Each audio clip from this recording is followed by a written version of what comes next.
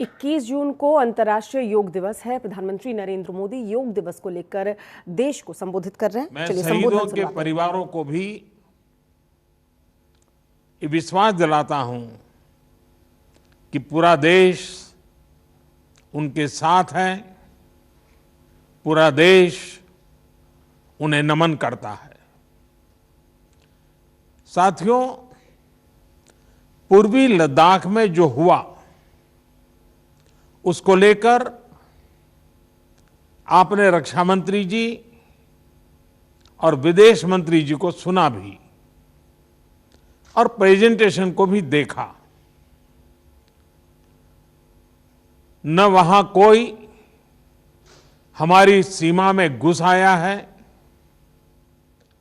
न ही कोई घुसा हुआ है, न ही हमारी कोई पोस्ट किसी दूसरे के कब्जे में है।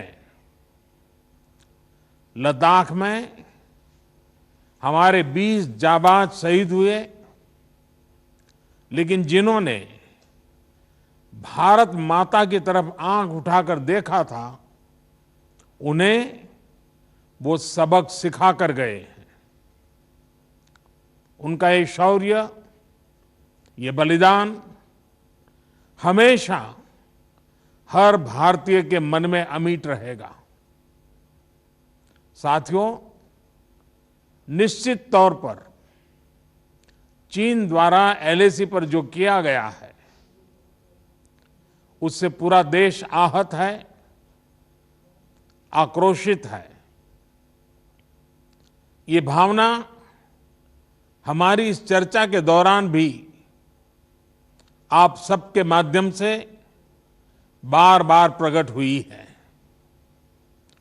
मैं आपको भी आश्वस्त कर रहा हूं कि हमारी सेना देश की रक्षा के लिए कोई कसर नहीं छोड़ रही है। डिप्लॉयमेंट हो, एक्शन हो, काउंटर एक्शन हो, जल थल नभ में हमारी सेनाओं को देश की रक्षा के लिए जो करना है वो कर रही है। आज हमारे पास ये कैपेबिलिटी है कि कोई भी हमारी 1 इंच जमीन की तरफ आंख उठाकर भी नहीं देख सकता। आज भारत की सेनाएं हर सेक्टर में एक साथ मूव करने में पूरी तरह सक्षम है। ऐसे में हमने जहां एक तरफ सेना को अपने स्तर पर उचित कदम उठाने की छूट दी है, वहीं दूसरी तरफ डिप्लोमेटिक माध्यमों से भी चीन को अपनी बात दो टूक स्पष्ट कर दी है। भारत पीस और फ्रेंडशिप चाहता है, लेकिन अपनी सॉवरेनिटी की रक्षा हमारे लिए सर्वोपरि है और आप सबने भी इसी भाव को प्रकट किया है। साथियों, बीते 5 वर्षों में देश ने अपनी सीमाओं को सुरक्षित करने के लिए बॉर्डर एरिया में इंफ्रास्ट्रक्चर डेवलपमेंट को प्राथमिकता दी है। हमारी सेनाओं की दूसरी आवश्यकताओं जैसे फाइटर प्लेन्स, आधुनिक हेलीकॉप्टर, मिसाइल डिफेंस सिस्टम आदि पर भी हमने बहुत बल दिया है। नए बने हुए इंफ्रास्ट्रक्चर की वजह से खासकर एलएसी में अब हमारी पेट्रोलिंग की कैपेसिटी भी बढ़ गई है। पेट्रोलिंग बढ़ने की वजह से अब सतर्कता बढ़ी है और एलएसी पर हो रही गतिविधियों के बारे में भी समय पर पता चल रहा है।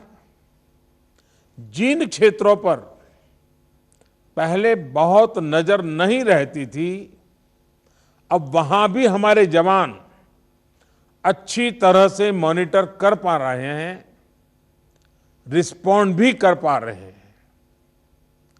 अब तक जिनको कोई पूछता नहीं था, कोई रोकता टोकता नहीं था, अब हमारे जवान डगर डगर पर उन्हें रोकते हैं, उन्हें टोकते हैं।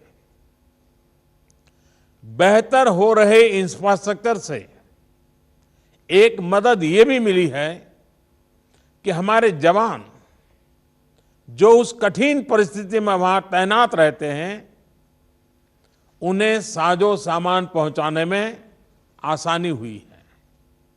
साथियों, राष्ट्रहित, देशवासियों का हित हमेशा हम सभी की सर्वोच्च प्राथमिकता रही है। चाहे ट्रेड हो, कनेक्टिविटी हो, काउंटर टेररिज्म हो, भारत ने कभी किसी बाहरी दबाव को स्वीकार नहीं किया है। राष्ट्रीय सुरक्षा के लिए जो भी जरूरी कार्य है, जो भी जरूरी इंफ्रास्ट्रक्चर का निर्माण है, उसे इसी तरह तेज गति से आगे भी किया जाता रहेगा। मैं आप सभी को, सभी राजनीतिक दलों को फिर से आश्वस्त करता हूं कि हमारी सेनाएं सीमाओं की रक्षा करने में पूरी तरह सक्षम है। हमने उन्हें यथोचित कार्रवाई के लिए पूरी छूट दी हुई है। आप सभी ने इस बैठक के लिए अपना समय दिया, अपने मूल्यवान सुझाव दिए। इसके लिए मैं सभी दलों का, आप सभी नेतृत्वगण का हृदय से बहुत बहुत आभार व्यक्त करता हूं और आपके सुझाव आगे की रणनीति में बहुत लाभकर्ता होंगे, ये मुझे पूरा विश्वास है। मैं फिर एक बार इस एकता का संदेश देने में आप जो बढ़ चढ़ करके आगे आए हैं, वे सेना का मोरल तो बढ़ाएगा, देश के लोगों की हिम्मत बढ़ाएगा, लेकिन दुनिया को भी जो संदेश जाना चाहिए वो पहुंचेगा।